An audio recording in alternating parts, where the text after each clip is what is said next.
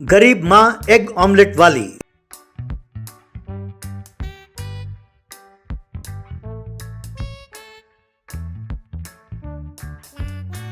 एक गांव में सरला नाम की एक स्त्री रहती थी।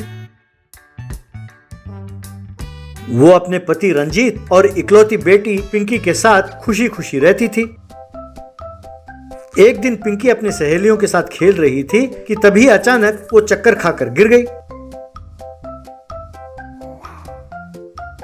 तब सरला और रंजीत मिलकर पिंकी को अस्पताल ले गए।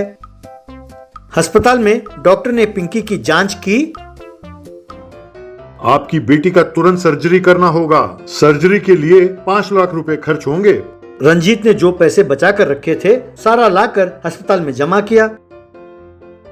एक हफ्ते बाद पिंकी को अस्पताल से डिस्चार्ज किया गया। घर जाने से पहले रंजीत डॉक्टर से, डॉक्टर साहब, अब कब से मेरी बेटी ठीक से चल पाएगी? डॉक्टर साहब, हमने जो ऑपरेशन किया उसमें हम कामयाब रहे, लेकिन दूसरों की तरह आपकी बेटी को चलने फिरने में थोड़ा वक्त लगेगा। पैसे भी काफी खर्च होंगे। अपनी बेटी को अच्छा पौष्टिक आहार खिलाना होगा। उसे चिकन, मटन, अंडे सब खिलाइए। हर रोज कम से कम 4 अंडे खिलाने होंगे, तभी वो जल्दी ठीक होगी। सरला और रंजीत पिंकी को घर ले आए। घर आकर रंजीत सरला से, देखो, हमने जो पैसे बचा कर रखे थे सारा इस पर हम खर्च कर चुके हैं। अब मेरे पास 1 भी रुपया नहीं है इस पर खर्च करने के लिए। उस डॉक्टर ने ये सब बातें हमें पहले नहीं बताई और हमें धोखा दिया है। मैंने सोचा था कि ऑपरेशन हो जाएगा तो सब ठीक हो जाएगा। अब इस बीमार लड़की को घर में बिठाकर इस इंतजार में बैठा नहीं रह सकता कि कब ये मरेगी। इस लड़की को किसी अनाथालय में भर्ती करा देते हैं। सरला गुस्से में, अगर तुम्हें पसंद ना हो तो एक और पल भी तुम्हें इस घर में रहने की जरूरत नहीं है। मेरे लिए मेरी बेटी ही सब कुछ है। मैं अपने जान की बाजी लगाकर अपने बेटी को बचा लूंगी। इतना जज्बाती होने की कोई जरूरत नहीं है सरला। हम कौन से बूढ़े हो चले हैं? जरा प्रैक्टिकल बनो। हमारे और बच्चे हो जाएंगे, हम उनके साथ खुशी खुशी रह सकते हैं। अब इस बीमार बच्ची के लिए अपना वक्त और पैसा सब खर्च करना जरूरी है क्या? मैं तुम्हारी तरह प्रैक्टिकल नहीं हूँ। अगर कल मैं बीमार पड़ गई तो तुम नई पत्नी ले आओगे, है ना? ये घर मेरे माँ बाप ने मुझे दिया है। ये घर मेरे नाम पर है। तुम तुरंत इस घर को छोड़कर चले जाओ। सरला ने अपनी बेटी के इलाज के लिए अपना घर बेच डाला और एक झोपड़ी में रहने लगी। डॉक्टर के कहे अनुसार पिंकी की खूब अच्छी तरह से देखभाल करने लगी। 2 साल बीत गए। पिंकी एकदम ठीक हो गई और स्कूल जाने लगी।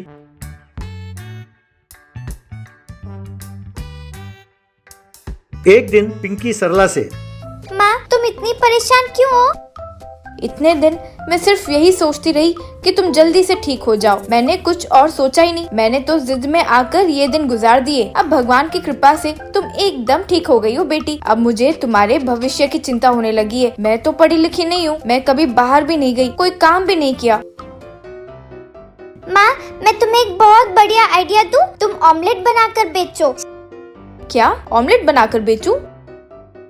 हाँ माँ, जब मैं बीमार पड़ी थी तब डॉक्टरों ने कहा था कि मुझे हर रोज 4 अंडे खाने होंगे। मैं ना खाने की जिद करती रहती थी। अंडे और ऑमलेट खाने को कहते तो मैं रोती रहती थी। तुम मुझे नए नए किस्म के अंडे के ऑमलेट बनाकर खिलाती थी। अब तुम वही बनाकर बेचो माँ। स्कूल से लौटने के बाद मैं भी तुम्हारी मदद करूँगी।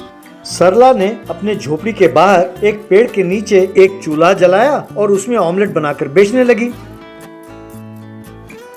स्कूल से लौटकर पिंकी भी उसकी मदद करने लगी। सरला द्वारा बनाए गए कई किस्म के ऑमलेट लोगों को बहुत भाने लगे।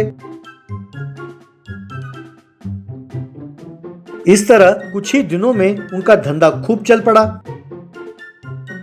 लोग गाड़ियों में दूर दूर से आकर सरला का ऑमलेट खाने लगे। सरला ने खूब मेहनत करके पैसे जमा किए और फिर अपने पुराने घर को वापस खरीद लिया। एक दिन सरला ऑमलेट बना रही थी। उन ऑमलेटों को पिंकी प्लेट में डालकर लोगों को परोसने लगी।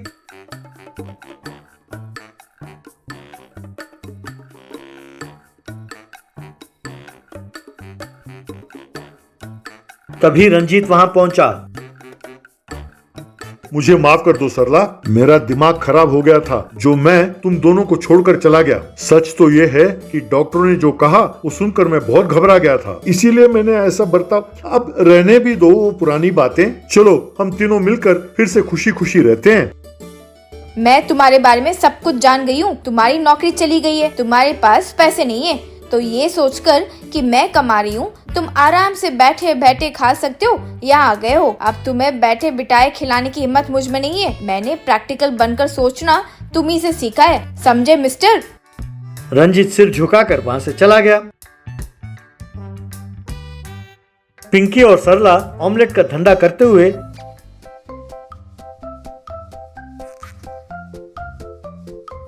अपने पुराने घर में मजे से रहने लगे।